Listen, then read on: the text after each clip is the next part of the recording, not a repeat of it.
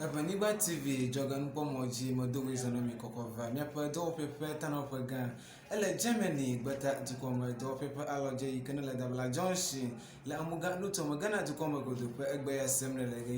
yeme kenjo chu de jesi alo yi ede piebe mi akọ nyajojo alo nyataka kai ko baka mi sile miapa do piema ako ajare ya bana jini miapa ajogan monu polo katsan le yeme enye nate agbe me Peter yi anozima ahnya jovenemi etebresiare yike mileka finemia agaranya joma alankuda ngodonya alotanya muti nemi ya ka uhede gocho gana kubito do petetre kubito aloje le akachi nutom uhede gobe yupo asi esu so heavy evado yike yu obuna azalonti be okoporo ko opole enchu kakple enchu pagododo wana woman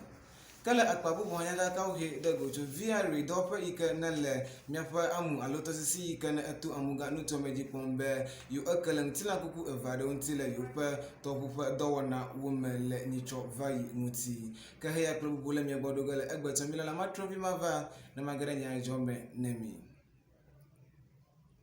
akpene mi be milere ka won plemi le ye me ka de jesi be Ewenyigba TV a enye do pe alonya jo do pe adujare yike ana onu chuchu kwa plenya taka kayo katan ne wala jojom he yike wapoto ajo kwa plenya jo pata yike waka miesi le do pe me nemi kene mi agere nya jo me nemi en maka yike mi aje gome kwa pligana ko bito pe do pe aloje nele akachi yitele da bla John shite pe yike nya pe do pe le amuga nuto muti kude chuchu yike nele hema gudu hana nuchu kakple nuchu nyanu kakple ambagbato na adelon pe no wana yike nele eji yim le hema gudu yinya LGBT pe wana mutia da kawle hem de agube asisu so he evado yike wobuna azalo ntibe uko podo ko pole wana yeme kanjo cho yike na chu akachi ko bito pe do pe gbole amuga nutoma wo edejesi be so he yike na ko pe bla eton vo aden yinya nigie vi jiji kakple so he de yike ko pe bla eve vo andra yicho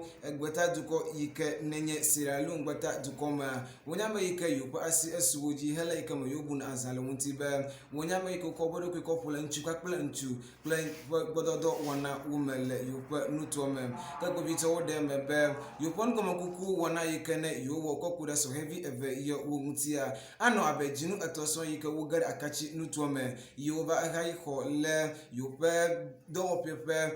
ulaje de kayike nele akachi nutoma muti kala yupon ko makuku wana wumutia nutomo no la wonyama yike na yo ntuchu hamna be ntubi eve ya le upe nu wana alo agbe yike no mula enye yike atubu ne yo le yupe gologwe wumuti ka wode mebe Sierra Leone kakple Niger bi jiji yowa wonya ameve yiko ba haiko lete pe yike ememe kone yobe ntu eve na haiko le yupe gologwe womo ka wode mebe odowodri bubare ka melede bi osi alonchu bi eve yewusi yike yo aten ade aglobe wonya me yike ucho bodo ko pule odowodri alo wonya me yike wona adome yin le nkakame nkakamu ka ko bito wode mebe le yupe ngomo kuku wona yike asina abasu so heavy eve yewujia leopo kapomo alo leopo modamu pe akpa wujia you think de no matata ado yike nchu kakple nchu nyanu kakple nyanu ano pe no gbodom le taflate do mele wona mape akpaji ka wuji ye wode mebe le no matata yo pe akpaji a you mo think po so heavy eve alo nchu bi eve yo wopo no matata le wodo megake enye ngomo kuku pe eji wona ka wode mebe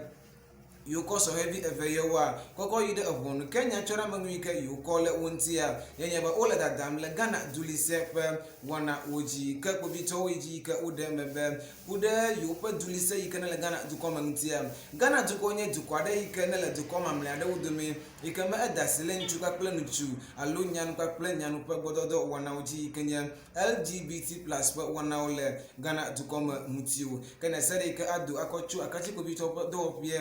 ne me makwato aga nami entuchu kokuda wana ye wo muti kana mia acho le kubito pa do peme nemi ika mia agare mia pa topu pa akpaji da kawla gamde gu cho Volta River Authority VRA ne do pa ika nele amu aloto si ika na etu amuga nutoma pa wana wujipom kawde mebe yu akala mtila kuku eve adon tile yu pa do wana uma le etoji alo le topu pa ngoyi pa wana uma ka VRA do peji ka wode mebe le yu pa bubudodo alo le ika me yu kontu koko ade le nya falanji ne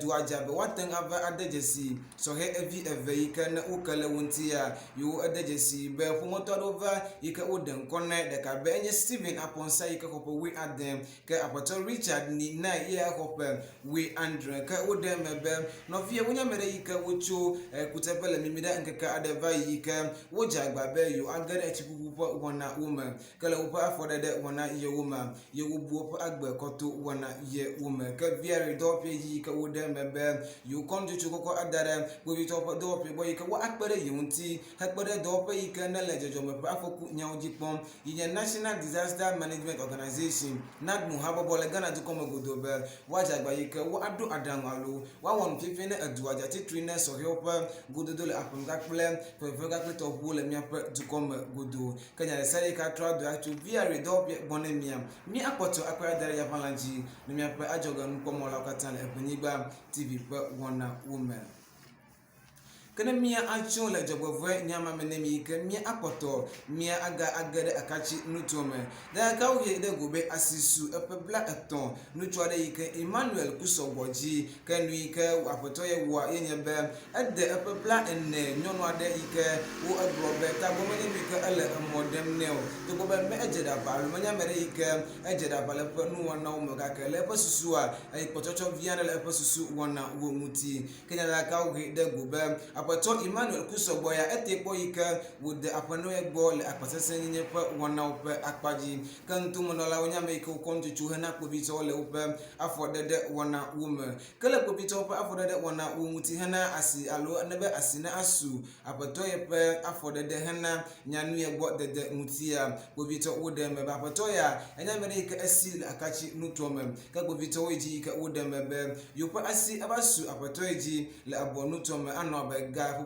deka pe lokuma enne yike yukwe kova yukwe dowopie ka kachi pobito pe dowopie wiji ke wode mebe le nyanu yike ope bla enne yike susuma dolele alo ope susuma eje kwanyele pe nuwana uma yoja gba yike yukwe koide dono koji gan yike le akachi nutuome kale ope dudukpo na wo ne apeno ya dono jikola yike wodudukpo hana emetun na pobito wa ede mebe jatepe ode apeno ye gboto apatese nyenye pe akpaji wana uma ke pobito wode mebe abato ele yu do pe yike yu akple akoko ayide ebonu ke Ewenyigba TV ele wana yu mekuli planya sare ke adu akocho ebonu hana abato Emmanuel kusobo yike ko bla eton pe afodede le pe bla enne nyonu ye pe agbe muti kege yi morega macho mi panya jole Ewenyigba TV mopo wona oji akosede yenye ekie aga hafina ma ajole mi egbo magublo ma alle nkuda ngodo nya yuti mo dokochui nemi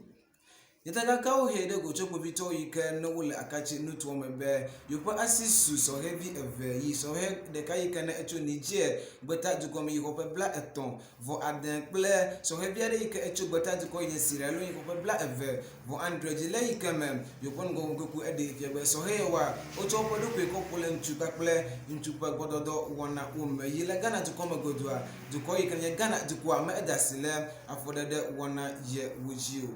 kala akbabubu ha via voter river authority nya dopo yikenele atosisi alotopu yikene atumya pa amuga nutuome jipoma wodeje sibe yu akala mutila kuku evado yike wodeje sibe apato yike kopowe aden aluntuvi de kapebi ke kopowe aden Steven aponsa kakle Richard ni na yike kope we Andre mutike yu le bebiam choko bito do pe kakle dopo yike nele jojome pa afoku wana ojipomba wawo nfefie na duaja kokude feka plem tobu wana wo muti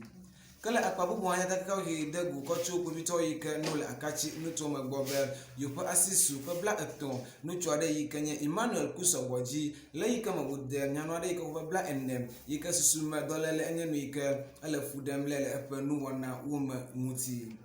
nyasala we enjoy kadu bole Ewenyigba TV pe mokpo wana woji enye nate agboyeme Peter yeno zime hanjo venemi letebresade yike mile sibit yo modang tokata fi meeting ponye le miape ajogen pomo katanje akpenemi le miape tudodo late